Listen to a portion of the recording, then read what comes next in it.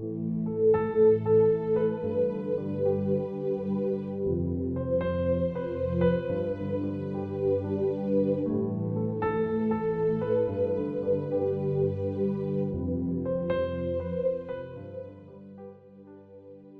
du 13 avril, la planète invisible. Par la foi, Moïse quitta l'Égypte sans craindre la colère du roi. Il demeura ferme comme s'il voyait le Dieu invisible. Hébreux 11, verset 27, Bible en français courant. Au milieu du 19e siècle, l'astronome français Alexis Bouvard a remarqué que la trajectoire d'Uranus autour du Soleil ne maintenait pas une vitesse constante. Cela l'a conduit à théoriser l'existence d'une 8e planète. Après la mort de Bouvard, Urbain Le Verrier et John Coutts Adams ont suivi les hypothèses de Bouvard et, grâce à des calculs mathématiques, ont prédit séparément où devrait être située la supposée planète. C'est ainsi que dans la nuit du 23 septembre 1846, Johann Galle tourna son télescope vers le ciel et y put voir la nouvelle planète à seulement 1 degré de différence par rapport à la position prédite par Le Verrier. C'est ainsi qu'a été découverte Neptune, la 8e planète de notre système solaire et la seule ayant été découverte pour la première fois grâce à des calculs mathématiques et qui n'a pu être observée que plus tard.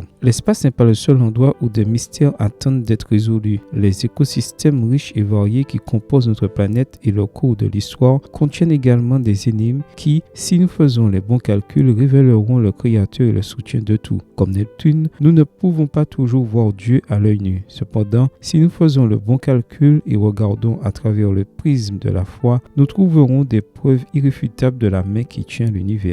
Au chapitre 11 de l'Épître aux Hébreux, l'apôtre fait référence à l'expérience de Moïse. Cela semble être le pire exemple de foi possible. Après tout, Moïse a parlé face à face avec Dieu. Voir Nombre 12, versets 6 à 8. Cependant, le voyage de foi de Moïse n'a pas commencé lorsqu'il a rencontré Dieu au buisson ardent, voir Exode chapitre 3, ni lorsqu'il a vu le dos du Seigneur au sommet du Sinaï, voir Exode 34, versets 1 à 8. Le tournant pour Moïse a eu lieu lorsqu'il a estimé que le peuple du Christ était une plus grande richesse que les trésors de l'Égypte, car il regardait plus loin vers la récompense. Hébreux 11, verset 26. À ce moment-là, Moïse a fait les calculs et pris la décision de faire confiance à l'invisible. Aujourd'hui, c'est à ton tour de prendre une décision. Tu peux croire qu'il n'y a que ce qui est perçu à l'œil nu, ou tu peux remarquer les modèles de la vie et de la nature, faire les calculs et conclure que le Dieu invisible de Moïse continue de diriger l'univers et veut prendre le contrôle de ta vie aujourd'hui. Le lui permets-tu? Amen. Bonne journée à toi, que le Seigneur te bénisse.